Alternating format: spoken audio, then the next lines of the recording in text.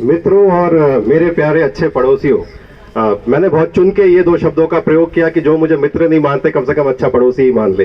तो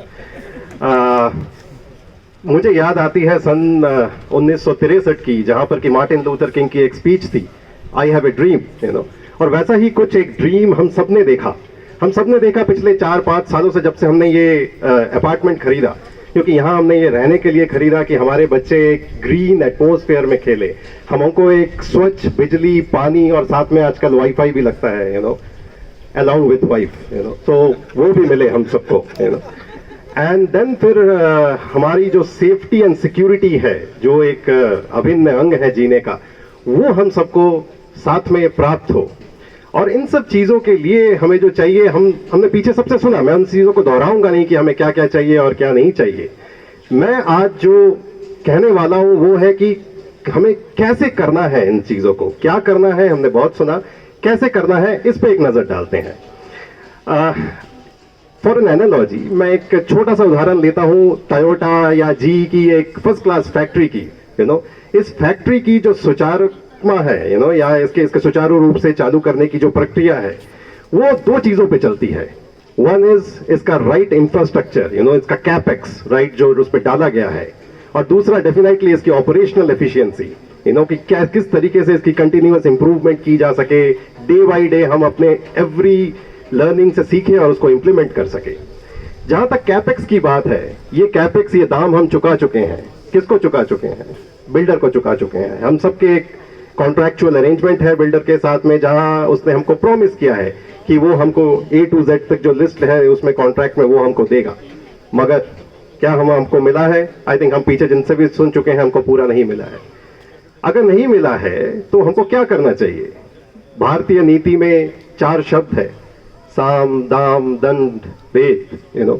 साम समझा चुके हम उसको, बहुत नहीं सुना उसने, या जितना भी सुना हम 5 साल से वो इंप्रूवमेंट देखते भी आए हैं। मेरा ये कहना गलत होगा कि उसने बिल्कुल नहीं सुना, उसने सुना, मगर जिस पेस में सुनना चाहिए या जितना सुनना चाहिए, क्या उसने उतना सुना? नहीं सुना उसने उतना। देन दाम हम चुका चुके हैं, मगर उस दाम का जो नेगोशिएशन है उसके साथ में, वो पेंडिंग पड़ा है उसके साथ में। क्या हमने, जैसा कि विश्वनाथन जी ने बताया, कि क्या हमने 650 KLD के STP के लिए हमने पैसा दिया, और वो पैसा अगर हमने ज्यादा के लिए दिया तो हमें ज्यादा क्यों ना प्राप्त हो, और अगर वो हमें नहीं मिला तो उससे क्या परेशानियां आ रही है हमारे पास में।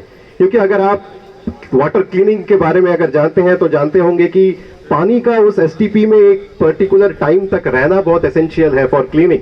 That's all about the STP process, और अगर वो वहां तक नहीं रहता, उसकी कैपेसिटी कम है, तो आपको आपके वेस्टर्न क्लोजेट्स में अच्छा पानी नहीं मिलेगा, और जिससे हमारा जो पर्यावरण है वो दूषित होता है, कई टाइप की बीमारियां फैलती है, और हम कोविड से जूझ रहे हैं ऑलरेडी। तो ये जो सारी चीजें हैं, नेगोशिएशन, ये बहुत इंपॉर्टेंट है। और ये नेगोशिएशन सिर्फ एक चीज एक जगह उसको समझा के नहीं होगा, इसके कई पहलू हैं, उसका हमें भेद खोलना पड़ेगा, सोशल मीडिया पे जाके उसका भेद खोलना पड़ेगा, जो हमने किया पीछे, फिर हमें लीगल में भी जाना पड़ेगा। लीगल लास्ट प्रोसेस हो सकता है, मगर ये एक टूल है नेगोशिएशन का। अगर वो आपकी बात नहीं सुन रहा है तो आप क्या करेंगे? हाथ पे हाथ धरे बैठे रहेंगे? नहीं, हमें जाना है, और वो प्रक्रिया पता होना चाहिए कि हमें क्या फाइट करना है लीगल में जाके। अंधा कोर्ट पे अप्रोच करके कुछ नहीं होता, कोर्ट विदाउट एनी प्रूफ के कुछ नहीं सुनता। तो हमें क्या, हमारे पास में डॉक्यूमेंट होना चाहिए, हमारा केस कैसे बनना चाहिए, ये हमें बहुत भली भांति पता होना चाहिए। नंबर 2, मैं ऑपरेशनल एफिशिएंसी पे आता हूं। 1 मिनट, मैं ऑपरेशनल एफिशिएंसी पे आता हूं, और ये ऑपरेशनल एफिशिएंसी बहुत इंपॉर्टेंट है, जहां पर कि मैं वेद से सहमत हूं कि हमें एक्सटर्नल एक्सपर्ट्स की भूमिका को नजरअंदाज नहीं करना है।